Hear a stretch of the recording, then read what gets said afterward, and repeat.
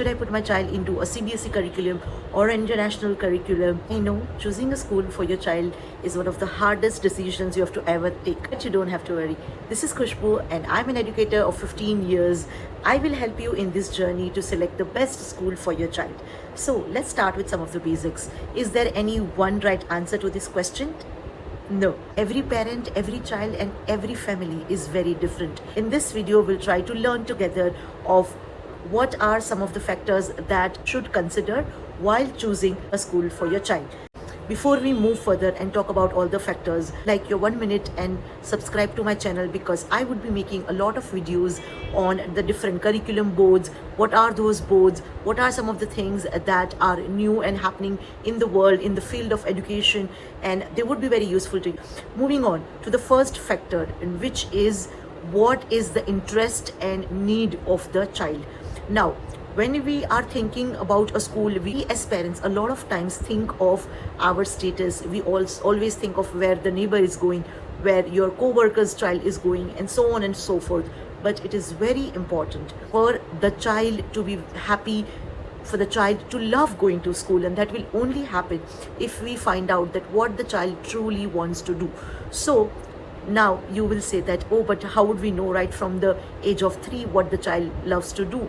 Yes, you would not know what stream the child would take on or where they want to go in the future. However, you can talk to the child and try to find out what are their common interests like. For example, when I was looking for a school to choose from for my daughter, right from the age of 2.5 or 2.8, we researched a lot of things and we figured out that, okay, I want to go for a Montessori kind of a school, which allows the child to play freely. There's no academic pressure and they learn naturally, and all the things are to be touched and sensory, and that's how they will learn.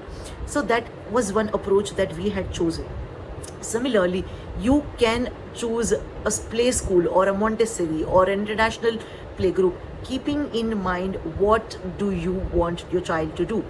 For example, a lot of parents who come to us for counseling, the first question they will ask when the child is not even in grade, would my child be able to appear for NEET or IIT or IIMs, and would they be able to do all the competitive examinations?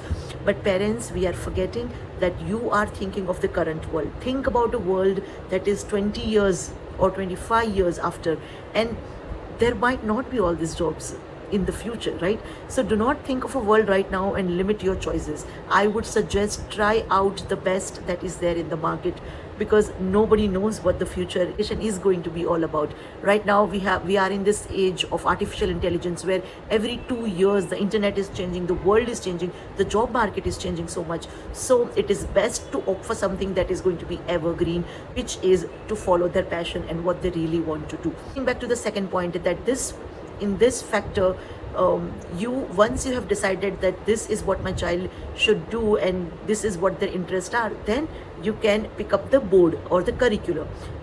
Now this governing body, I have made a shorts on it over here.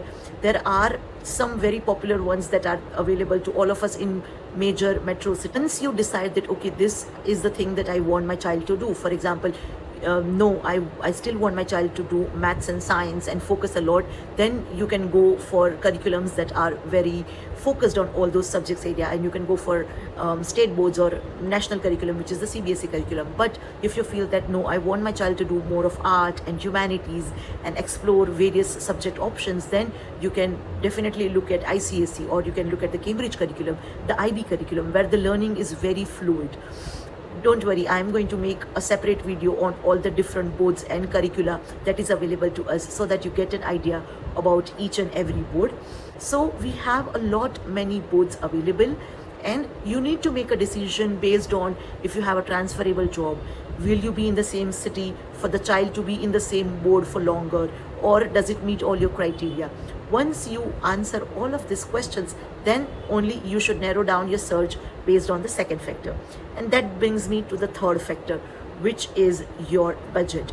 Now, once you decide that, okay, yes, I want to put my child into international education. I really love the philosophy of IB education, but IB is one of the most expensive curriculums. So would you be able to afford that curriculum right from the primary education or the early years, or you want to give it when they reach middle school? So this is also something that you need to have a budget for.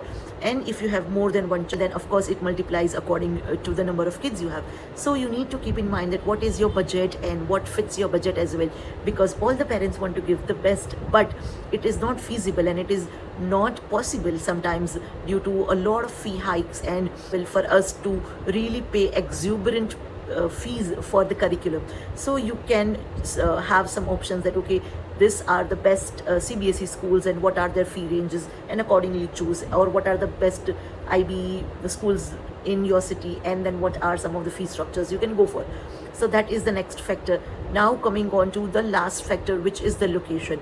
Now I have seen a lot of parents choose schools, especially the early years and the primary going schools, into a school which is very nearby. And as a parent, I totally understand the concern. However, as I always say, that location should be the last worry, and what you should focus on is the quality of the teachers, what kind of heads are there, how the curriculum is implemented. All of these things you should see and then select a school. Once you have narrowed down everything, then location should not even be a question, because a school is school because of the way the academics are running, and not just because it is near to your house or far to your house.